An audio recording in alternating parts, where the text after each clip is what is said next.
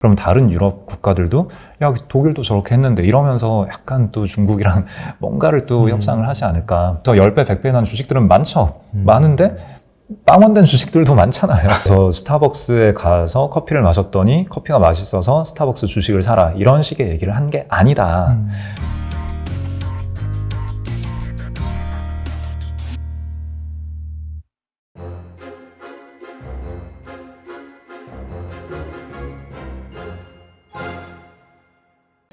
조금 긍정적인 얘기를 해보자면은, 지금, 탈세계어 이런 질문 주실 건가요? 네네. 그다음에. 그럼 순서대로 하시죠. 네. 그래서 이제 일단 시장 상황 같은 경우에는 지금 좀 애매하다라고 이제 그런 포지션이죠. 그래서 올해는 이 정도로 마무리하자라고 말씀하셨어요. 근데 반대로 본다면은 그래서 이제 투자 아이디어를 가지고 뭐 섹터라든지 그런 쪽을 잘 선택을 한다면은 또 거기에서 초과 수익을 낼 수 있는 그런 부분이 있잖아요. 그래서 어떻게 본다면은 짧게는 뭐 코로나 뭐 그런 부분이 있지만은 좀 길게 본다라고 한다면 거의 40년 만에 탈세계화, 뭐 세계 블록화 그런 키워드들이 나오고 있더라고요. 그래서 밸류체인이 달라진다든지 앞서서도 이제 중국이 우리나라 말고 딴 그런 국가를 선택하면 밸류체인 관점에서 좀 피해를 입을 수 있다고 말씀하셨는데, 자 그런 관점에서 약간 좀 이 블록화가 되는 그런 가운데 좀 얻을 수 있는 투자 아이디어 뭐가 있을까요? 일단은 현재 시장에 대해서 제가 애매하다라고 말씀드린 거는 뭐 큰 의미를 부여할 필요는 없어요. 저는 언제나 시장에 대해서는 대체로 그냥 잘 모르겠다. 좋으면 이 정도 좋은 이슈 있고, 이 정도 안 좋게 보면 이 정도 안 좋은 이슈 있고, 그래서 잘 모르겠다. 뭐 이 정도이기 때문에, 지금 제가 시장 애매하다라고 보는 게 뭐 대단히, 뭔가 특별한 어떤 뭔가 아닙니다 하는 뭔가에 반대하는 그런 의견은 아니다라는 걸 좀 이해해 주시면 좋겠고요. 그래서 이제 개별 주식으로 봤을 때는 싼 주식은 지금 살만한 주식은 아직도 여전히 많다고 생각하기 때문에 바텀업 기준으로 접근을 하는 거는 여전히 유효한 방법인 것 같다라는 생각이 들고요. 그리고 방금 말씀하신 이제 40년 만의 탈세계화. 40년이라고 언급하셨는데 그 40년은 좀 다른 분들도 그렇게 말씀을 하시는 건가요? 이 40년이라는. 일단은 그 40년의 기준이 일단은 인플레이션이 이제 그때 발생했던 데가 이제 폴 벌커 시대. 그때가 이제 1980년대, 1970년대 후반, 80년대 초반 이렇다 보니까 이제 40년의 키워드가 나왔고, 그 다음에 이제 그 전까지는 그나마 좀 뭐 서방 국가들이라든지 그쪽끼리 좀 교육이 일어났다라고 한다면은 이제 20세기 말로 가면서 약간 좀 세계화 그런 관점에서 좀 교육이 확대가 되고, 그런 관점에서 이제 한 40년간은 계속해서 세계화가 확대되는 그런 상황이었는데, 이제 막 그 코로나 이슈 때문에 중국을 배척하고 러시아와 우크라이나의 전쟁 때문에 또 이제 서방 국가들이 좀 나눠지고, 그래서 밸류체인이 달라지고, 그래서 약간 그런 얘기를 많이 하는 것 같아요.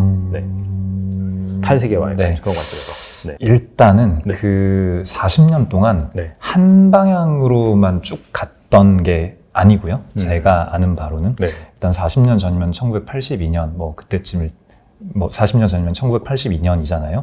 뭐 잘 아시겠지만 미국이 1960년대 대호황 니프티 50 시대를 겪고, 그 다음에 70년대 고물가 스태그플레이션 시대를 겪고, 그러다가 말씀하신 대로 폴 월커가 일단은 인플레이션 잡아주고, 그 다음에 레이건 들어오면서 신자유주의 이러면서 다시 미국을 강하게 하면서 세계화가 좀 진행이 됐었고, 그때 또 다른 이벤트로 1991년에 소련이 무너지고 그 즈음에 동구권이 미리 좀 무너지기 시작을 했었거든요. 근데 베를린 장벽이 붕괴가 된 게 1989년이고 1990년에 독일이 통일이 되고 91년에 소련이 무너지고, 그러면서 동유럽권에서 그쪽에도 그 생산기지가 많았거든요. 이쪽의 생산기지가 유럽 쪽으로, 그러니까 글로벌에 편입이 되면서 디플레이션을 수출한 그런 측면이 있고, 근데 그 이전에 1972년에 그때 닉슨과 마오쩌둥이 악수를 하고, 그때부터 중국이 글로벌 경제에 편입되려는 시도를 많이 했었거든요. 그래서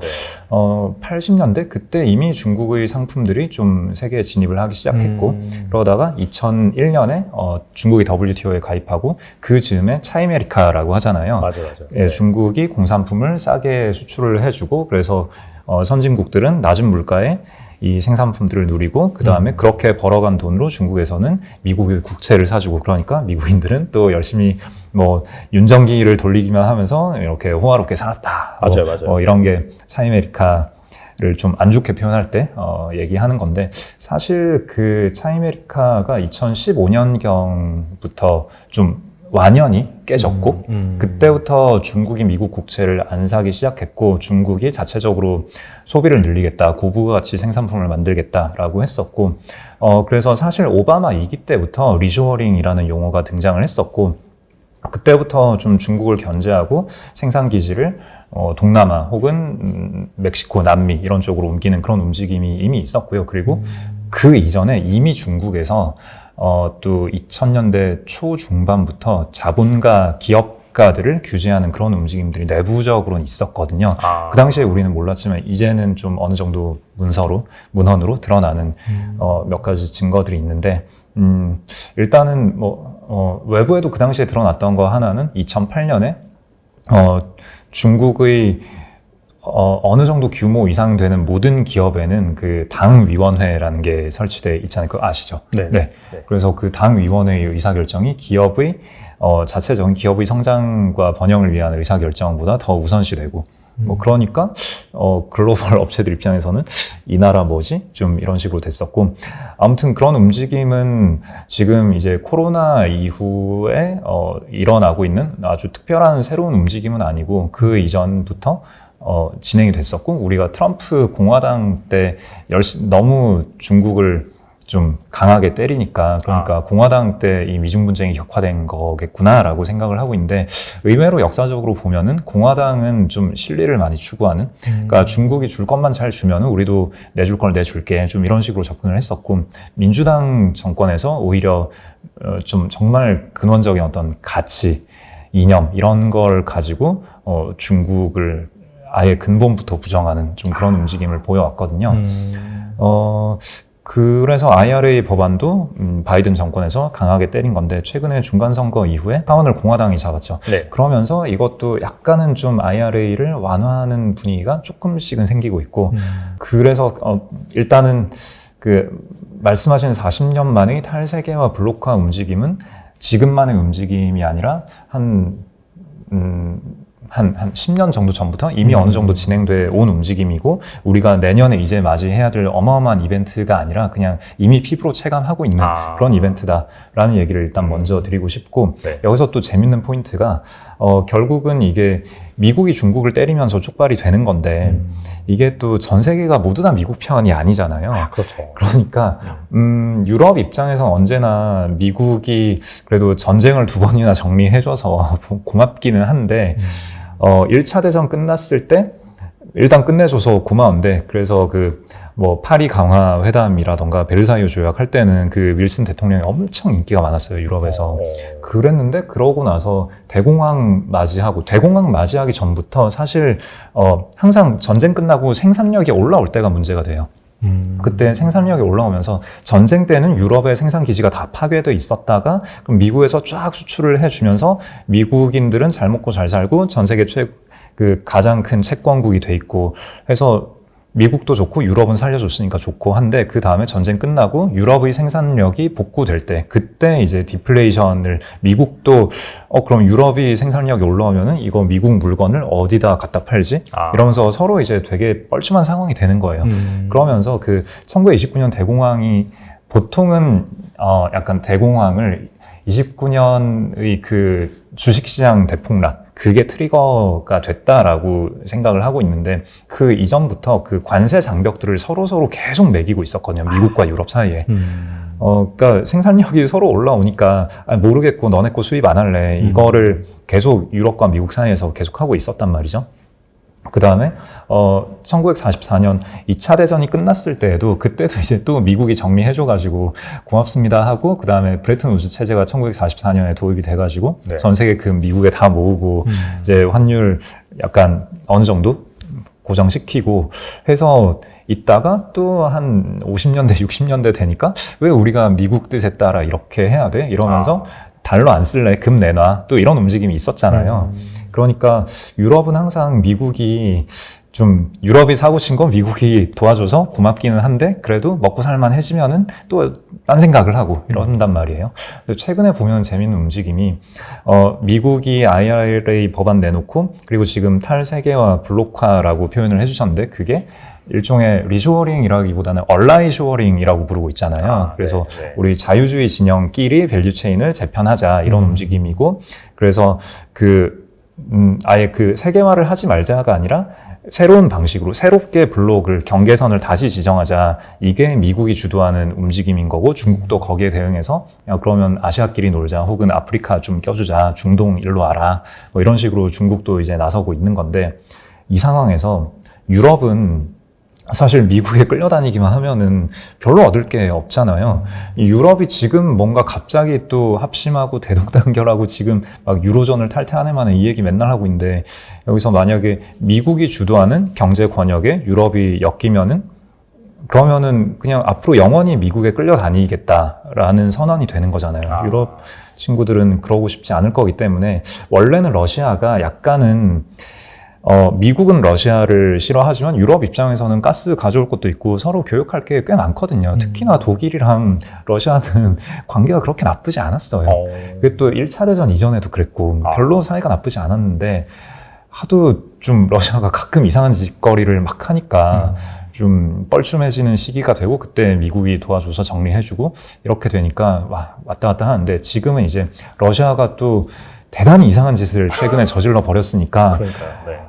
이게 원래는 유럽 입장에서도 미국만 끌려다니기 싫으니까 대항마가 필요한데, 러시아가 그 역할을 어느 정도 해주고 있었다면은 러시아가 이제는 좀 굉장히 몰락하는 그림으로 가고 있으니까, 그러면 유럽 입장에서 새로운 대항마는 자연스럽게 중국이 될 수밖에 없는 거고, 미국에 끌려다니기 싫으면은 그러면 중국이랑 그 관계를 좀 더 강화하는 움직임을 유럽 내부에서 누군가는 강하게 주장을 하고 있을 거고, 11월에 있었던 여러 이벤트 중에 저는 제일 재밌었던 게 그 독일의 슐츠 총리가 중국에 방문을 하고, 그러면서 독일산 제품들을 중국에서 많이 사주고 막 이런 계약들을 계약은 아니고 MOU를 맺고 왔잖아요. 네. 근데 거기에 또 재밌는 게 백신이 들어가 있고. 맞아요. 네. 네.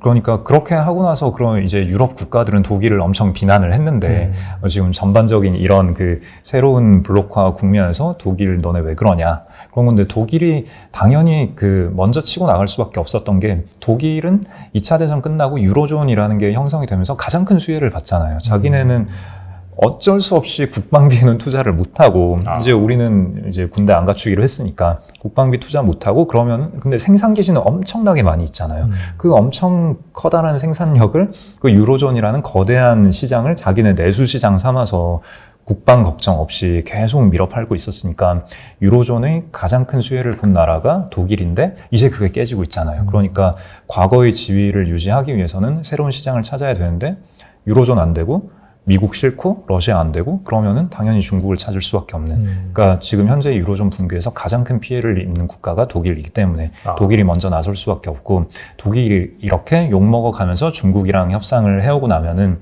그럼 다른 유럽 국가들도 야, 독일도 저렇게 했는데 이러면서 약간 또 중국이랑 뭔가를 또 협상을 하지 않을까. 그래서 그런 게 내년에 좀 아주 흥미로운 이벤트가 되지 않을까, 뭐 그런 생각이 또 듭니다. 네, 그 완전한 블록화, 막 냉전 시대 같은, 네네, 한쪽은 공산주의, 한쪽은 자유주의, 막 이런 식의 블록화는 되기가 굉장히 어려울 것 같거든요. 미국에서도 민간 기업들은 중국에다가 뭘 많이 갖다 팔고 싶어 한단 말이에요. 그렇죠, 사실. 네. 그래서 미국에서도 정치권의 움직임과 경제 쪽의 움직임은 또 따로 놀기도 하고, 뭐 또 기업들이 로비도 많이 하고, 이러니까 좀 다이나믹하게 봐야 되고, 그렇습니다. 알겠습니다. 그리고 그 대표님 책에서 좀 상당히 좀 투자자들 읽어보기에 머리를 약간 망치로 땡 때리는 약간 그런 얘기를 많이 써주셨더라고요. 그래서 있어 보이지만 위험한 격언들이라고 하시면서, 장기적으로 투자하라, 남들과 반대로 움직여라, 생활 속에서 발견하라. 이건 뭐 거의 바이블 아닌가요? 근데 이런 부분들이 어떻게 보면은 위험한 격언들이 될 수가 있다라고 말씀하셨는데, 그 이유가 무엇인지 좀 궁금합니다. 저는 이런 얘기들이 하고자 하는 메시지는 결국은 투자자가 돈을 벌기 위한 어떤 커다란 원칙이 있는데, 이 원칙을 그냥 건조하게 설명하면은 이거 이해하기 어려우니까 좀 알기 쉽게 설명하느라고 이렇게 단편적인 메시지들이 온 것 같은데, 쉽게 말해서, 딱 잘라 말해서 이게 통계적으로 초과 수익을 낼 수 있는 유의미한 전략인가? 라고 봤을 때 방금 얘기한 것 중에 어떤 것도 유의미한 전략이 아니거든요. 예를 들어서 장기적으로 투자하라. 통계적 유의성을 얘기하자면 전체 주식시장으로 봤을 때는 장기간 보유하는 게 굉장히 유리하긴 해요. 근데 이것도 또 통계적인 얘기라서 뭐 100% 이렇게 된다라는 건 아닌데 네. 자본주의가 잘 굴러가고 있는 나라에서 30년 이상 장기적으로 전체 지수를 보유하면은 손해를 볼 가능성은 뭐 거의 대부분의 국가에서 0이 됩니다. 네. 대체로 돈을 잘 벌게 되고 채권보다 부동산보다 더 좋은 수익률을 얻게 된다. 뭐 이거는 검증이 된 건데 근데 이게 모든 아무 주식이나 골라서 장기간 가지고 있으면 됩니다. 또 이렇게 받아들일 수 있단 말이에요.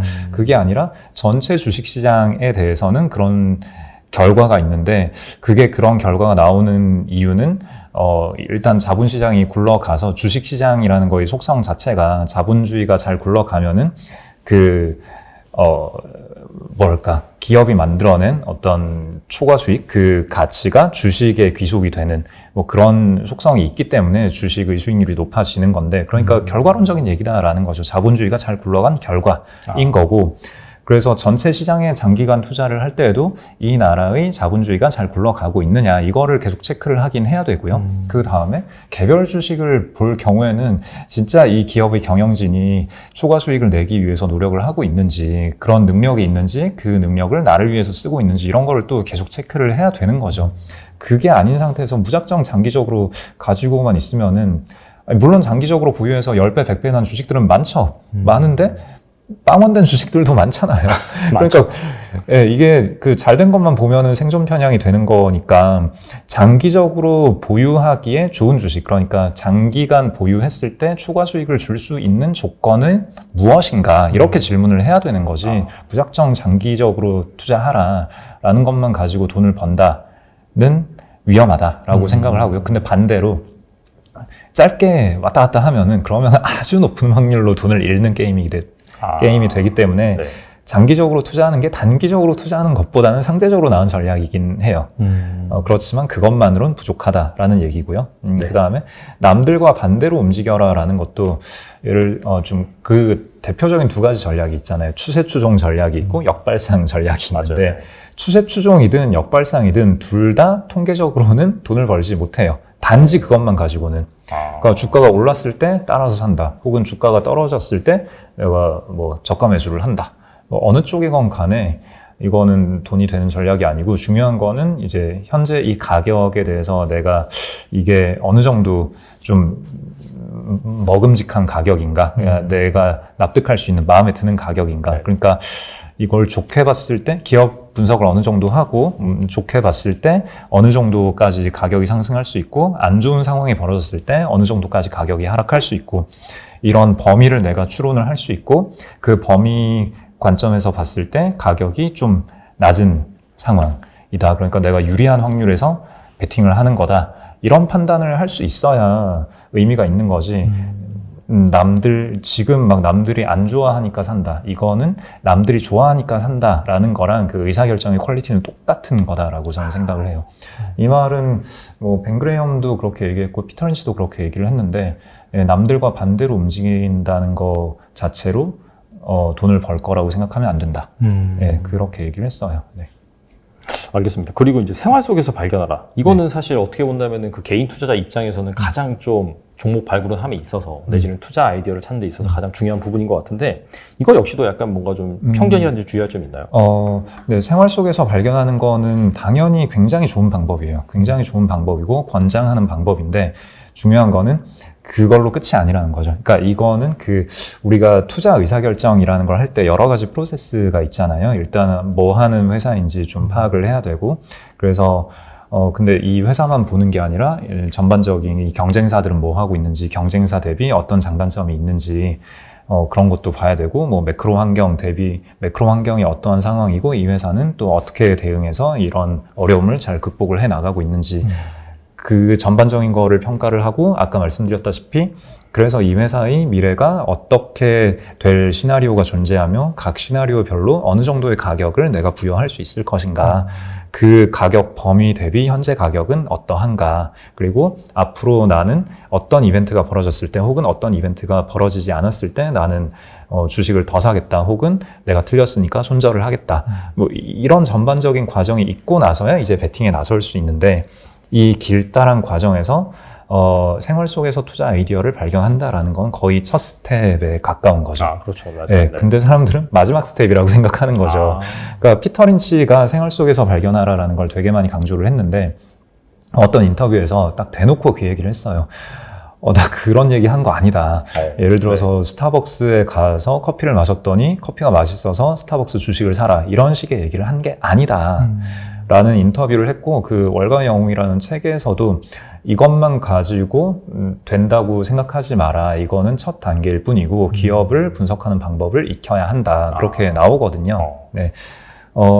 그래서 생활 속에서 발견하라라는 게 좀 되게 좋은 거긴 한데, 좀 그게 의사결정의 전체를 다 포괄한다라고 생각하면 굉장히 위험한 거죠. 근데 이게 분명히 좋은 방법인 이유는 어쨌거나 주식 투자를 통해서 돈을 벌기 위해서는 남들보다 내가 좀 더 잘 판단할 수 있는 뭔가가 있어야 되잖아요. 근데 내가 뭐 음식을 먹는 걸 되게 좋아해서 트렌드를 남보다 빠르게 캐치를 할 수 있다, 혹은 뭐 화장품이라던가 아니면 어떤 뭐 IT 전자제품이라던가 아니면 어떤 아이돌 뭐 그룹이라던가 뭐 그런 쪽에 대해서 내가 남들보다 더 나은 어떤 통찰을 가질 수 있다면 그게 초과 수익을 낼 수 있는 원천이 되는 거기 때문에, 그게 전혀 없는 상태에서 남들이 다 아는 거 내가 똑같이 공부해서 그냥 주식 투자를 해봤자 돈을 벌기는 굉장히 어렵잖아요. 그러니까 초과 수익이 날 수 있는 범위에서 놀아야 되는 건데, 그 범위가 바로 내 생활 반경에 있는 기업이면은 그 확률이 높은 거죠. 이게 워런 버핏이 이야기하는 능력 범위랑도 통하는 얘기이기도 하고요. 네, 그래서 생활 속에서 발견하라라는 거는 정말 중요하고 우리가 견지해야 될 원칙인데, 그걸로 끝이 아니다라는 걸 명심했으면 좋겠다라는 얘기입니다. 네, 그렇게 주식 투자가 만만치 않습니다. 네. 오래 느껴보셔서 알겠지만은 중요하긴 한데 이게 전부는 아니다, 그렇게 이제 이해를 하시면 될 것 같고, 앞서서도 살짝 말씀해 주셨는데 내 생활 반경 안에 있는 그런 뭐 투자 아이디어라든지 기업, 여기에 투자하면은 확률을 좀 높일 수 있는 거잖아요. 그래서 결과적으로 확률적 사고가 중요한 것 같은데, 대표님 책에서도 이 확률적 사고를 강조하셨잖아요. 여기에 대해서 좀 말씀해 주시면 좋을 것 같습니다. 네, 좀 전에 답변 드린 거에서 확률적인 얘기가 어느 정도 드러나 있었는데, 쉽게 말하자면 그런 얘기예요. 주사위를 던졌을 때 4, 5, 6이 나오면 이기고 1, 2, 3이 나오면 지는 게임이다. 이겼을 때 버는 돈, 졌을 때 잃는 돈 똑같다. 이러면은 주사위를 던지면 안 되죠. 애초에 던질 필요가 없는 거죠. 근데 이거는 뭐 똔똔이니까 던져도 뭐 큰 상관은 없는데, 근데 만약에 뭐 한 3, 4, 5, 6이 나오면 지고 1, 2가 나와야 내가 이기는 게임이다. 그러면 주사위를 던지는 행위 자체가 잘못된 행위인 거잖아요. 물론 주사위를 던져서 1이나 2가 나와서 돈을 벌 수는 있겠지만 기본적으로 불리한 확률 분포다라는 걸 내가 알고 있는데, 근데 주사위를 던지는 행위 자체가 잘못된 거죠. 네. 그래서 일단 확률 분포를 내가 어느 정도 추론을 했느냐. 물론 이게 주사위 게임처럼 딱 확률이 숫자로 드러나진 않아요. 그렇지. 그래서 우리가 경험적으로 어떤 기업이 어떤 환경에서 시장에서 이 정도의 가치를 부여하더라, 이 정도 가격까지 땡겨 올리더라, 뭐 이런 경험들을 계속 쌓아가면서 우리가 훈련을 해야 되는 게 있기는 한데, 어쨌거나 유리한 확률 분포에서 베팅을 하는 게 첫 번째. 그 다음에 진짜 유리한 확률이라는 거를 내가 파악을 했다 하더라도 거기에 몰빵 치면은 안 된다라는 게 또 중요하고요.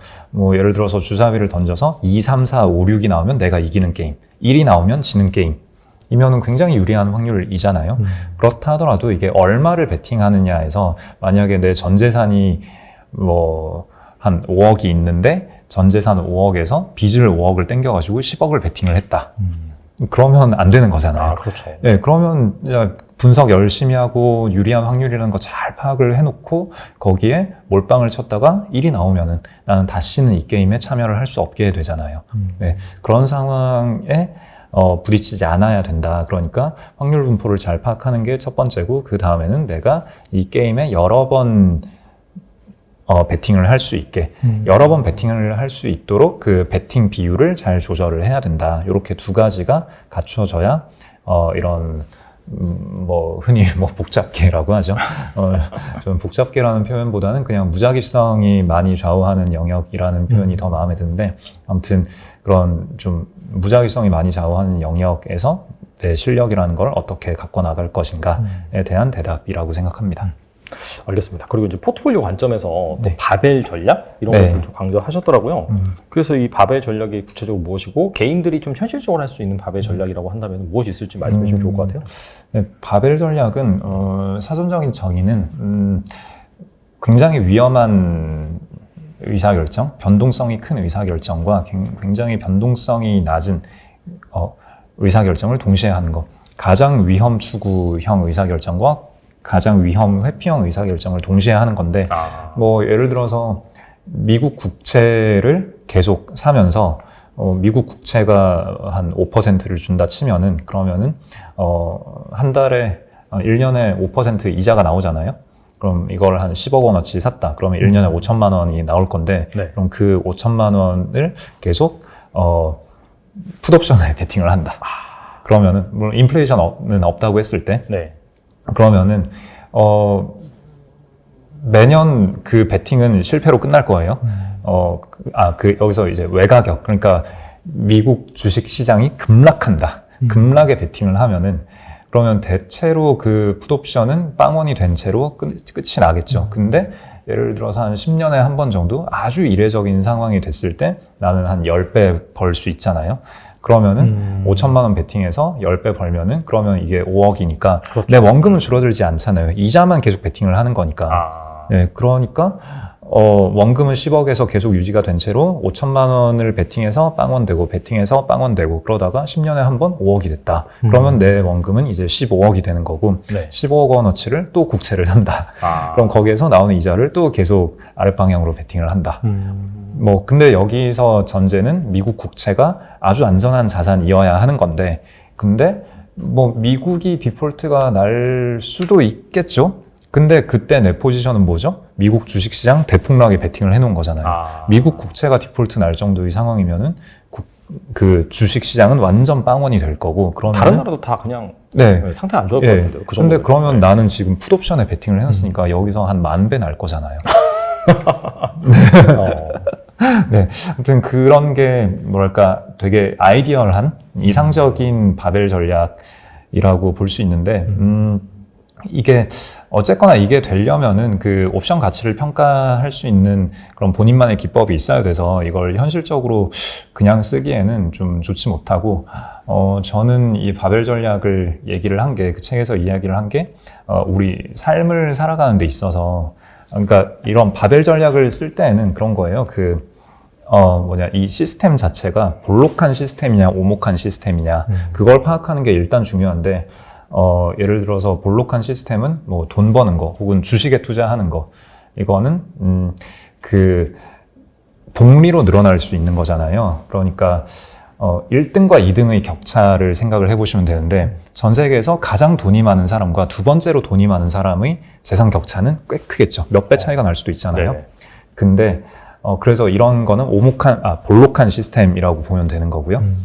그래서 볼록한 시스템에서는 가능한 한 위험을 많이 짊어지는 그런 선택을 하는 게 유리한데, 근데 오목한 시스템은 뭐냐면은, 뭐 예를 들어서 건강이 가장 안 좋은 사람과, 전 세계에서 가장 건강이 안 좋은 사람과 두 번째로 건강이 안 좋은 사람, 가장 건강이 안 좋은 사람은 죽기 직전이겠죠. 네. 그리고 두 번째로 건강 안 좋은 사람도 마찬가지로 죽기 직전이겠죠. 맞아요. 네. 죽기 1초 전인 사람과 2초 전인 사람 정도의 차이가 있을 맞아요. 거잖아요. 네. 별 차이 없단 말이에요. 그러니까 요런 건강이라는 거는 오목한 시스템인 거고, 오목한 시스템에서는 위험을 жил머지는 선택을 안 하는 게 낫다라는 거죠. 그럼 우리 삶에서 볼록한 시스템은 뭐가 있느냐라고 생각을 해봤을 때,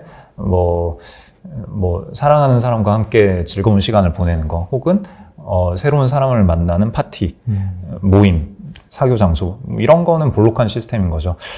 여기서 만약에 정말 좋은 사람을 만나면 내 평생의 인연을 만날 수도 있는 거고, 아니면 그날 하루 매우 기분 좋은 시간을 보낼 수도 있는 거고, 근데 만약에 오늘 별거 없네? 그러면은 그냥 집에 가면 되잖아요. 잃을 건 없는데, 잃을 건 별로 딱 제한이 되는데, 얻을 수 있는 잠재적인 가능성은 엄청 큰 그런 게 볼록한 시스템이니까, 뭐 누가 어디 모임에서 보자 하고 부르면은 뭐 일단은 가는 게 괜찮은 전략이 되는 거고, 근데 되게 건강을 해칠 수 있는 어떤 생활 습관이라던가, 내가 어디 몸이 완전히 상할 수 있는 뭐 어떤 그런 운동이라던가 이런 거는 좀 우리가 조심스럽게 결정을 해야 되는 뭐 그런 우리 삶에 있어서 좀 많이 고민을 해봐야 할 포인트 아닐까라고 생각을 해서 마지막 챕터에 넣었었죠. 이게 투자뿐만 아니라 네. 삶에 또 접목시킬 수 있는. 사실 이게 주식 투자의 끝판왕은 인문학이라고 하더라고요. 삶에 잘 조화가 되는 것이 투자에도 잘 조화가 되는 거고, 그런 부분들을 또 통찰하신 분들이 결국에는 또 투자를 해서 성공적인 그런 성과를 얻는다고 하셨는데, 와, 그런 관점에서 훌륭한 약간 요약. 진짜. 와, 이거 네? 어떻게 주워 담지 싶었는데요. 대단하신데요? 제가 소질인지 처음 알았어요, 오늘. 아무튼 그런 관점에서 여러분들이 너무 또 종목 뭐 이런 거 좋아하시긴 하지만 또 한번 깊게 한번 생각해 보시고, 또 주식 투자의 본질이 무엇인지 한번 잘 생각해 보신다면은 또 성공적인 투자할 수 있지 않을까 생각을 해보고요. 또 끝으로 이번에 이제 사이다 경제 프리미엄 클래스에서 금융치료 클래스 본격하시잖아요. 그래서 여기에서는 또 어떤 인사이트를 제공해 주시는지, 어떤 분들이 들으시면 좋은지 이 부분에 대해서 말씀해 주시면 좋을 것 같습니다. 네, 제가 좋아하고 존경하는 그 최상욱 선생님과 그 빈센트 선생님과 함께 네. 뭘 하게 됐어요. 네.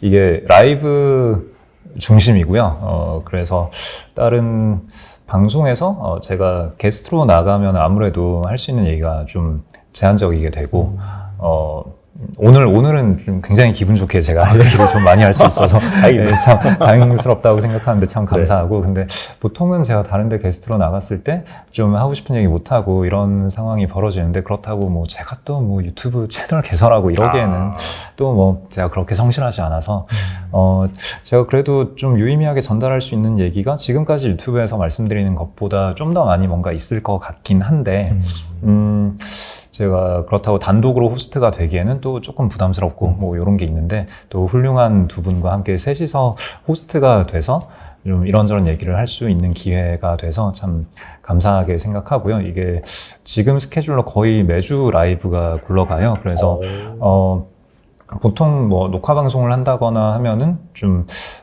이게 시의성 있게 전달되지 못하는 면도 있고, 그렇죠. 그 다음에 뭐 물론 제가 시의성 있는 이야기들을 뭐 그렇게 많이 하는 건 아니라서 큰 상관이 없긴 한데, 제가 평소에 이야기하는 어떤 의사결정의 원칙들 뭐 이런 얘기를 하면 또 너무 뜬구름 잡는 얘기한다 이렇게 답답해 하시는 분들도 좀 계신데, 그때 라이브에서 이런 전반적인 어떤 큰 원칙들이 현재 이런 상황에서는 어떤 식으로 접목을 시켰을 때 내가 굉장히 마음 편하게 이런 풍랑을 견뎌낼 수 있는가, 아마 그런 쪽에서 좀 재밌는 이야기들을 많이 들을 수 있지 않을까라는 생각이 듭니다. 오늘 한 얘기에서도 좀 여러 가지 힌트가 있었을 텐데요. 뭐 아까 서두에서 뭐 블록화 탈세계화라던가 아니면 뭐 중국의 리오프닝이라던가 뭐 이런 얘기를 꾸준히 드렸잖아요.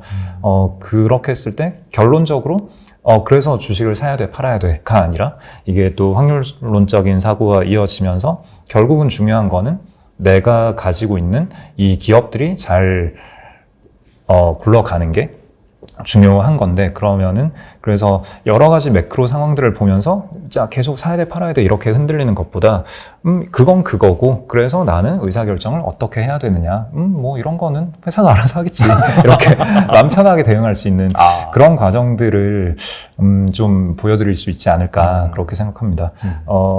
네, 저는 흔들리지 않는 평온한 마음가짐?